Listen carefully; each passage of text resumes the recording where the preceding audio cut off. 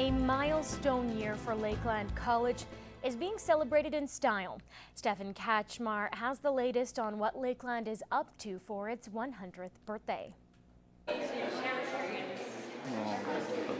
As students return to school, there's extra excitement in the air this centennial year, as many businesses are donating money to make it extra special. The fact that these people put money back into the institution so we can support students, encourage them to go on. And so Craig's has been one of those ones for 80 plus years that have just found a way to put back into training students. The way Lakeland College receives funding is changing, making relationships within the community so much more valuable. The days of post-secondary institutions being 100% funded through taxpayers and government are over. The money is going towards a great celebration, and the students are very excited to be part of the centennial. There's a ton of really cool dinners and galas and stuff like that, events coming up. So I'm really hoping that students participate, and we just have another fantastic year at Lakeland. This one obviously is going to be like a capstone. It's going to be absolutely incredible. Though the milestone is a cause to celebrate, the college won't be dipping into their academic budget. Yes, we want to celebrate it, but it's all going to be done with external funds and with no influence or impact on staff or students and the quality of the education we're going to provide. The Centennial Committee will be announcing a special event shortly. A notable speaker will be visiting the border city. Stefan Kachmar, Newcap News. Well, a familiar face is taking the reins at the Lloydminster Comprehensive High School. Mike Baden reveals who it is. School Pride pep rallies are here, classes in session, but there's something a bit different this year. The former principal at ES Laird is now taking on that role at LCHS. Our students are off to a great start. Our staff has been exceptional. They are second to none with getting ready for the school year. The students, it's a teamwork effort. And as one staff family, we have really taken the lead to ensure our students have a good start. Director of Education Michael Diachuk says the decision was an easy one. Aaron's focus really is on, number one, the relationship with the student within the context of the building. His relationships with staff, that was absolutely probably one of the key strengths as well when we saw him work in ES Laird School. Not only is he an exemplary educator and learner, but that focus on relationships I think will be a real key asset to the school.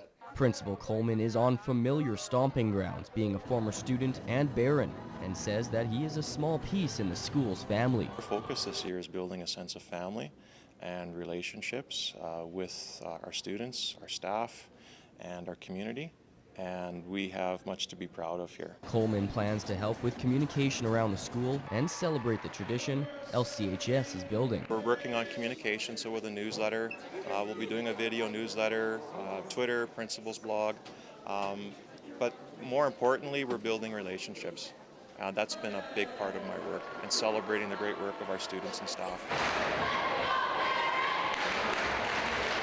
So far, so good. Mike Baden, Newcap News.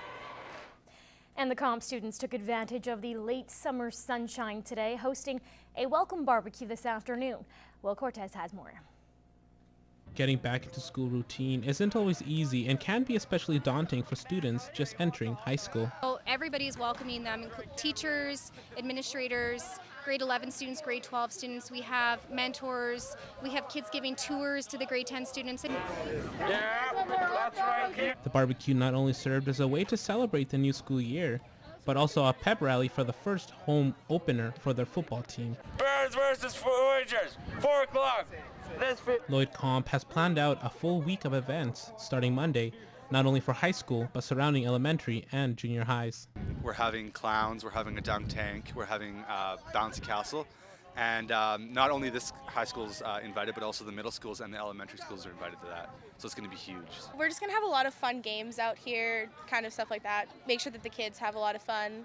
And a lot of the SAC people, we're each running our own event. Like I'm running a musical chairs / pie in the face event. Next Friday will be their biggest event, with a carnival planned out for all grades and ages.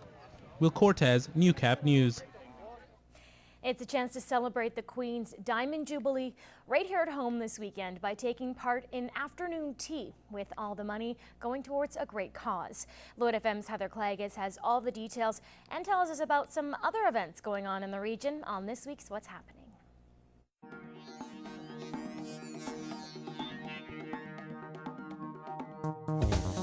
Saturday, put on your best hat, get all dressed up, and go out for afternoon tea to help support a great cause. It's to help celebrate the Queen's Diamond Jubilee. It's a special afternoon tea at the West Harvest Inn Express, and all the proceeds are going to help out the Lloydminster Youth Centre. Things will get underway at 1 o'clock. It's only $5 to get in.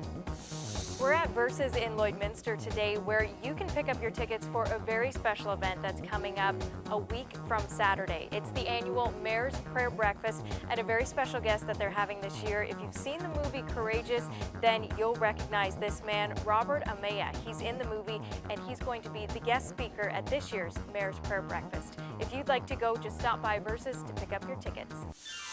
Well, it's been 4 years since we've had a new album from Alanis Morissette, but this weekend we're giving you a chance to win a copy of her brand new album, Havoc and Bright Lights. It includes the hit song Guardian. If you want a copy, real simple. All you have to do is email your name and daytime phone number to tvcontest@newcap.ca. And we want to say thanks to John at Universal Music Canada for setting us up with the new music. And next Saturday night will be a great night for live music. George Canyon live in Lloydminster. You can still get tickets. Just stop by Cliff Rose for Clothes, Tunes, and the Vacuum Clinic. Well, whatever you choose to do this weekend, I hope you have a great one. I'm Heather Plegas, and that's what's happening. Well, some promising news for our Prairie Province. Saskatchewan leads the pack when it comes to job growth.